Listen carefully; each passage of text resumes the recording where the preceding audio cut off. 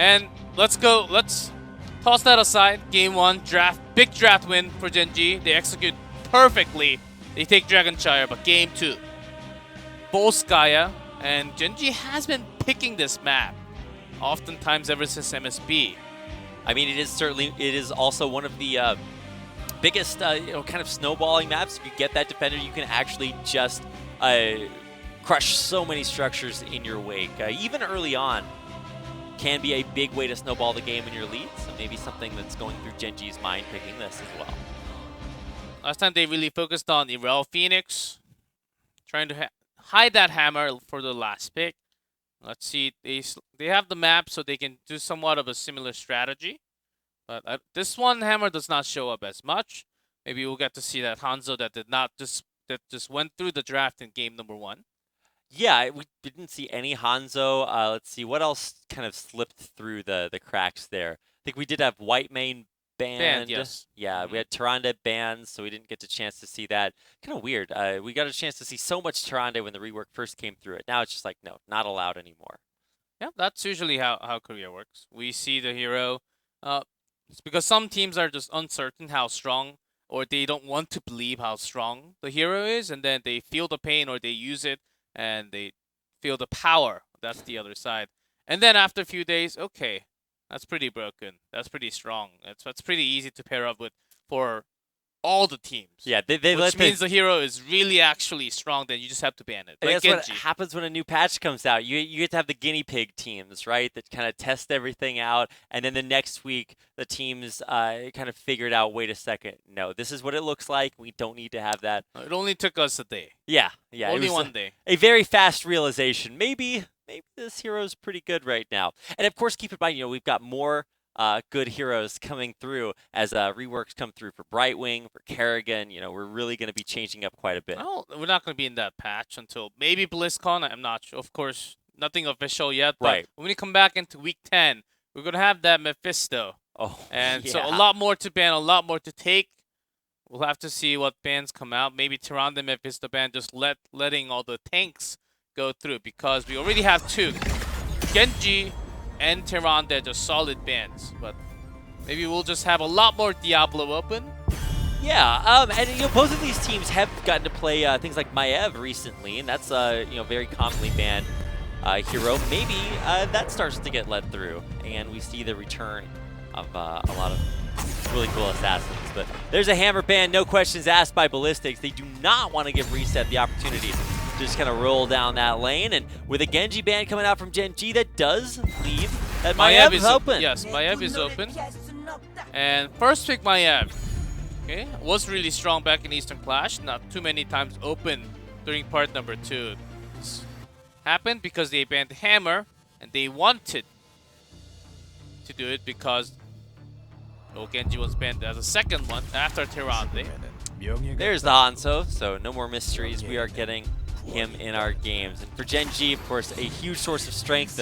Diablo coming through as well. Not really a big mystery, but still, things like Anubarak and Garrosh are still open for Ballistix. Or not Garrosh, but Anubarak. Against Diablo, and when you try to pair up with Maiev, it is not just going to be Cage. More often the disc in this case. And Gen.G, if they see a team come that you can kind of feel the Cage coming out, they'll just bring out a Falstad and use it on this map. And with Decker plays, I think we're moving away from that big Cage plus the Junkrat. The Wombo combo kind of idea. Wishful thinking. Probably not going to have that come out here. Maybe still the potential for Junkrat still, but it's been prioritized by both teams here before. But yeah, I definitely think banning the Rainer. Oh, still the White Main ban. Okay. Trying to limit the support pool maybe a little bit more. Also with Maiev, lots of mages fit really nicely in there. So big mage counters, especially living counter. I have been saying White Main a little bit. Burst healing. Real Malfury in this case. Okay, see, so they're not really too scared about the Cage potential at all. Kind of having the same solution to that limited support pool. Just go straight back to the Malfurion. Not a bad pick, but obviously Deckard and substantially, or subsequently, Tyrande kind of eclipsed it after being a very strong first pick for a while. Final 2 picks here, ETC, okay. And a Phoenix there for Ballistix. Now, what is the final pick here? Do they want to go some way to chunk through ETC and Blaze? Another frontline hero will be tough. Even if they want to go Thrall in this case, Parslide will be way too effective. And Thrall may be caught way too many times. It's not a bad one, post 10. Oh, there's the junk But before that moment, it's going to be hard to rotate around. So I think they want to go for that range because they do have a lot of healing heroes. Again, for Kyocha, it's the Ibrel, Malfurion for Sake, lots of skill shots to the root. Ballistic, they have a lot more instant early game control on this one. So not a bad draft for both sides. Well, if they can control the early game and maybe take an advantage off of that, snowball that through, maybe there are some signs of life here. But for Ballistix, after the way that they lost game number 1, they have to feel just so frustrated after just kind of getting, inevitably taken out there in game 1. So looking for a little bit of revenge here as we get into game number 2, and as Ballistix try to turn things around. One thing to worry about will be that ETC without Nirel, only Blaze. If you use the bunker to save ETC, not your DPS, you can imagine how bad the teamfight will go. Unless Maiev makes a cool play. But second game, let's see a lot of range pokes. ETC can kind of self-heal. So that's at least good news for Deckard. He doesn't have to heal all the time. He can just focus on the DPS. Remember last part, I believe it was on Volskaya. I can't remember if it was Volskaya or somewhere else, but we had Rich playing the Junkrat. He Ripper aired himself right into the enemy team and exploded right at the end of the game. I think that was the game they were playing against Miracle. That looked a little bit rough. So they've swapped it over. It's reset this time around, and of course Rich will be playing his hunt. Gotta be careful of those concussion mines. Because Reset is, I think, the best player in Korea on that Junkrat, looking for some super plays. If you misstep just one extra step, anywhere to the left, to the right, unless you go back perfectly before that time, you will be tossed. And you realize at that moment when you're flying, just like when you toss in a basketball, if you're gonna make it into the hoop or not, you're gonna be a goner. Yeah, that's where you start to see like the GTA like wasted come up on the screen, or like the what you said starts playing. It's just like, well, the realization that there was a mistake that was made here, and it's probably not going to go so well for you. So keep an eye on Reset, as he is so accomplished on that Junkrat. And it's going to be very important for controlling these CPs as well when it comes to defender or protector time. So I want to see how they decide to play this. Tether on a Tis, look to pull him in. Nope, don't want that Diablo. And then here comes the team fight. Healing pulse fight. Soon. Well, that is one of Gen.G's biggest strengths, not just the macro, but item control specifically here. So something to keep an eye on and watch out for as Ballistic looks to contest not only healing pulse, but turrets as well. Should be coming up here in just a second. And so far, seems like Kyocha is winning the fight against Jungha. Irel, of course, sustain OP. And 4-man. Before that, Gen.G is actually going to do their own camp. Ballistix realizing that they are trying to have a better position. Spotted by Rich's scatter. That's where Tis is all the time. So you always have to check for that spot. Yeah, and they do keep checking it very, very vigilantly. Kyocha coming up, and so Blaze is left kind of to his own devices down bottom. So looking to shove the wave and then make a rotation up for the CP. I think that's going to be the call. Kind of consequently on the other side, we had Junkrat shoving the top wave and now rotating down, more likely than not. These are just textbook macro play camp timings for what you should do. Right before the control point, you take the camp to the top so it pushes over time. And of course, you would like to have the healing pulse, but if you have this much pressure onto the opposite side, then you just let it go. Maybe look for a secret one in the middle of the control point. Secret one. Well, we'll see if they can keep that a secret. I'll have to whisper so they don't hear us. Let's keep an eye who will get the first cap here. It looks like Gen.G don't want to totally commit to this. They did call everyone down, and with Uriel coming up, this is going to be 5v5 right on the point. Tisk going to get tethered, pulled in, but he's so tanky they can't commit to him just yet. SC takes a little bit of arrow damage, so he's going to have to back off, and it looks like with that shadow charge out, Gen.G do cap the point first. Good control. As look, there's a tether, but lots of focus onto HC. Does warp out, so he's safe. For now, but SDE also kind of low, and the health bar's dropping there for Ballistix. Gen.G hang on. They still have the turret, of course. Rich will just get it out with the arrows. In terms of the sustain, Malfurion still does a great job. Compared to Deckard, teamfight potential a little better for Deckard, of course. SDE pressuring with the Spirit. Another tether on to Tisk, pulls him in. The combo jump propulsions to stun him out there, but Kyocha jumping in right again with the avenging grab. SCSC blown apart there. Reset, exploderates him, and takes back control of that point just long enough. The Protector comes down, and that will be going to Gen.G. They try to push through the middle. Yeah, they overextend just a little because the percentage was capping to the 100. They wanted to make something happen, but great control of the zoning, and Sake just having to insta cleanse super quick, and that's what actually saved Diablo out of there. Just getting into the Protector right after with Sake. Says thanks in the Protector. I mean, you're my best buddy forever. You save me all the time. Nice to see the teamwork, right? I mean, maybe not the teamwork you were thinking about, but yeah, it's gonna come through. Tempest, or not Tempest, Gen.G, holdover from last game. Gen.G get their first Protector and will crush through the top fort. Do they look for something else here, though? I never know how greedy or, let me phrase it, confident Gen.G are. It looks like they are good to go for maybe another one. Just a little. There's a good power slide with the root. Sake will be caught. Sake, great yeah. catch.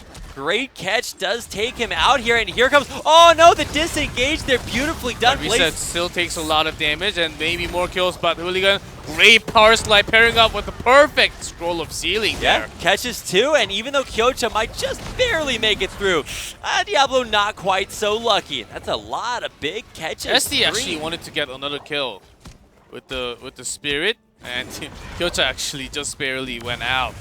That's a great turnaround for Ballistix because they lost the first Protector and the entire fort and the wall, but just grabbing onto this healing pulse for the next one, that's a big advantage for them. They're taking that away from Gen.G. I mean, that just doesn't happen all that often. So, I mean, Gen.G, of course, will still get items of their own, but Ballistix, well, they went shopping a little bit earlier. So, it's going to be a big advantage when it comes to Protector number 2. And, you know, maybe sure, Protector number 1 does actually take down the first fort, but, you know, number 2, number 3, they keep getting more and more powerful. Look at that, Gen.G. They're not a team that would just give up everything because they lost the healing pulse. They got to take more. So the slows come in. There's SCE focusing on to Diablo, but no tether, unstoppable from the lightning breath. Stay a while, does only catch a couple. Not actually all that effective, but SC staying alive, back to the back, still able to get that salvo damage down. But Kyocha just keeping the fight going, not taking no for an answer and moving forward. Oh, nice denial on any healing coming back his way, but he doesn't even need it. And Rich because they're really low, with one perfect storm arrow and the scatter, he can actually get killed onto some of the squishy ones like a Deckard. He was pressuring from the side still. I mean, only Rich would be there, right? It's very dangerous, and maybe, you know, half of the time he gets, you know, blown up and dies spontaneously. At that time, yeah, just keeping the pressure on. Hooligan rotating from side, but he still has to wait for plays. And in that time, Gen.G will back out. So they end up losing a lot in that trade. ETC, the reason why we don't see ETC as much, even though Power Stage dive sometimes has a global, Mosh Pit is certainly really strong, one of the strongest heroic. The reason why it's on super long cooldown as well. But he melts so quickly. I'm compared always to Diablo, compared to other like Johanna, compared to all the other tanks. And we could see the reason why Diablo sustained for such a long time. And when the ETC, who came in with 100% HP, just got deleted with 2 turret shots from some DPS from pokes. Well, you're not going to be like, the number of health potions that Deckard has to like throw out and distribute is not really going to be, he's not looking to lob them all the way forward to the front line. So there's just not as much healing coming back there. Whereas, of course, now Furion, like you were saying, over time, very, very good. Nice warp out. Riptire actually not all that effective, but does just disengage and push Ballistix back. Yeah. That was a nice setup. That could have been a very, very nice setup, but I think if Rich just had an arrow there, just to buy some time to cancel the warp and Riptire, that could have been a kill. But they were not really stressing that as a big deal too much. Yeah. I like that neither team are like super overcommitting to just about anything, but it does look like Ballistix are kind of making the choice to give up this next Protectors. Gen.G closing in on that 90%, and unless they go now, yeah, they're not going to make it in time. That'll be the second big objective going to Gen.G. And yeah, they just take everything and take more.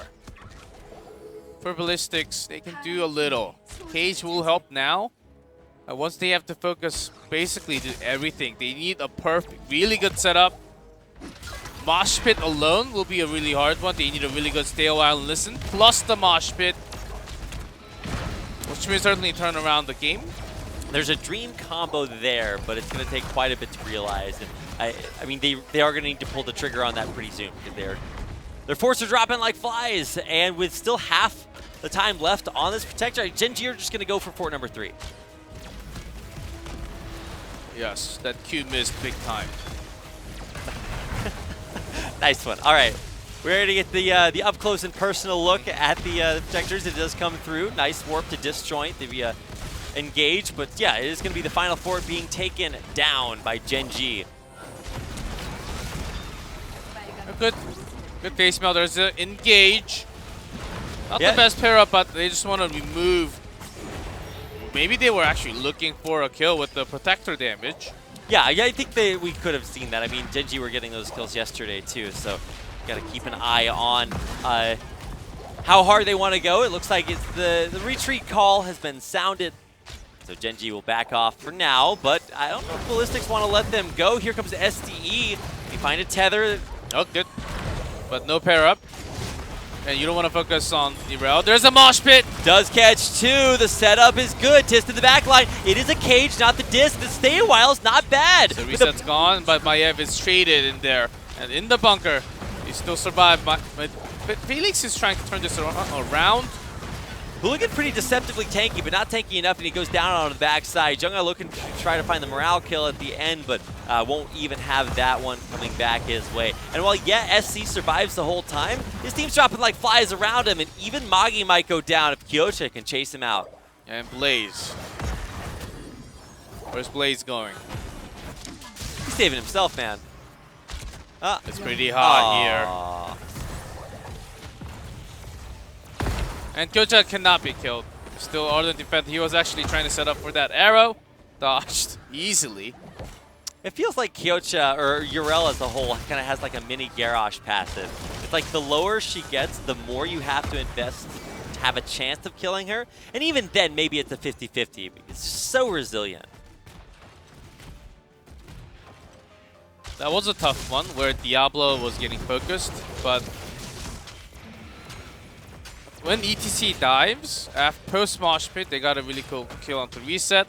But without the Maiev, they can't control the zone without the bind. I think Phoenix was just outside of the zone, just doing no damage. Only to Diablo, which means he's not doing anything important in the team fight. I mean, maybe if you can get that damage down consistently, you pressure Tist, and then he's too low to get into the fight, but you just didn't have enough, right? And here we go back in again. Interrupted. The warp is not going to be good enough. More Lightning Breath kills. Well, that one goes over to Junkrat, so Reset will grab one for himself. That warp cancel, man, just so perfectly done. Ballistix find themselves real hard situation. SD, he's going to be the next one forced to drop the cage just to have the safety to get away. Riptire comes through just for a little bit of extra damage. Hooligan could have died, but the cage actually saved him in this case. So they're forcing 4v5. Heat. They're actually pushing. Ballistix, they're yet to hit 16. So they have some window of time here. Yeah, they sure do, but I mean, oh, wow, SD did go in on that one. I always kind of hold my breath at that point because we've seen Gen.G be so good at disjointing Kyoto's okay. He has an Ardent Defender, so he can actually engage. He never had to use it. Yeah, not worried at all. So this is what I feel during Overwatch. Like there's a control point or the payload, but everyone just fights. They don't think about the mission or the objective.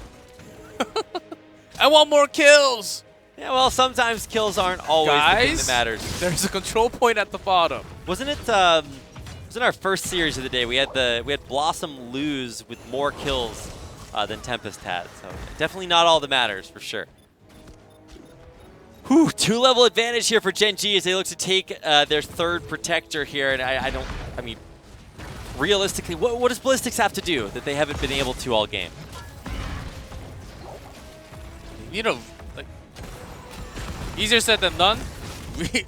A wonderful stay a while and listen plus the mosh pit. But because Hanzo and Junkrat are so far away, that's never going to be the case unless they catch them in a surprise. Yeah. That's not happening anytime soon. This is not the point where they can catch them. There's no bush here. Yeah, Deckard is just realistically not going to be able to get on the backliners that have that much range on him. So, oh, he attempted the jet propulsion forward to catch Rich, but he's got the conveyor belt there to help speed him away. Tist has other ideas. He engages. Look at the damage blowing SC apart. He can't even get into the bunker in time, and more just going Gen.G's way. SC off to the back, but even though he is quite mobile, I don't think he's making it out of this one. Yeah, and Kyocha's still pushing. Notice he still has Ardent Defenders. And Gen.G, in terms of what they wanted to do, they could have got the kill, but they wanted to delay the respawn time even more. Yeah. Just, what is that?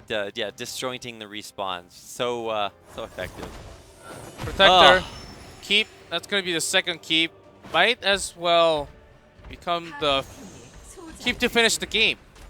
Yeah, could go for a core call right here. They've got all the momentum they need. A very, very strong 15, 16-minute protector here. And yeah, they could just crash all the way through this. I mean, SDE is still dead for about 8 more seconds. And that's going to be more than enough time to crush this keep down. Keep will fall, and Gen.G will push a little bit further on. SC survives this time.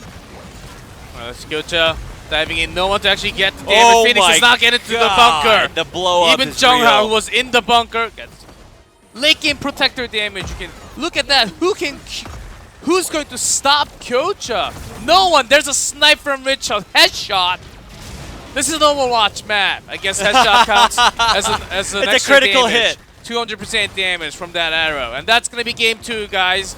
We thought this series was going to be a lot more competitive, but Gen.G just wrecking a number 3 spot from Korea Ballistix tonight. 2-0 before we go into the commercial break. And G-Clef, I gotta say, when Ballistix were winning their series versus Tempest a couple weeks ago, they looked very good. I was noticing hallmarks of just successful high-level tier play, and then they come in today. And maybe this is the Gen.G effect, where they look so oppressive, so well-practiced, that it doesn't matter what you do against them, but I don't know what to say, but this is not the same Ballistix. It is not the same, and not saying that ETC was a problem, but I think ETC right now in the meta can only be ran with Irel. And that's also the reason why Irel cannot be stopped, because they don't have it on their own. But as an ETC, you don't really want to power slide on Irel. When you power slide over Irel, you get hammered to the other side. And there's a second pair of CC called the main tank, Diablo, or anything else that's going to toss you Garrosh. Yeah. So in this meta, it's really hard to actually use an ETC. Not as strong in the early game as well. I think Morden could have been a better one, but right now the focus should be on Kyocha Zero and Ballistix. Not yet, knowing that. I think it's really hurting them when they go in. Yeah, Kyocha has definitely had his fair share of strengths for today. The other benefit has actually been Rich isn't just spontaneously combusting anymore. He was making aggressive Hanzo moves, but he stayed safe, alive, still dealing damage. And man, Reset, I still have that hammer performance from game 1 stuck in my head because it just seemed like he just moved one step at a time forward towards the enemy core, and nothing could stop it. Yeah, it was again Hanzo going for that ignore all Yeah. distraction because you want to be away from the main team fight because you don't want to be in that sleeping mode and you'll be gone with the mosh pit. That's what they're looking for. But when you're so far away, like the Junkrat Hanzo, when you're so far away from the main team Yeah. fight, What they do you can do? never catch you. No. There's no way unless they have stage dive, which is actually better because there's no mosh pit then. Because then you can get back to the back line. Mhm. 300 IQ heroics. But we didn't see that come through, and really, realistically, there was no way that, anything like Deckard or any hard engage, Blaze could get back to the back line in time to prevent that. They all had earplugs in, couldn't listen to the story.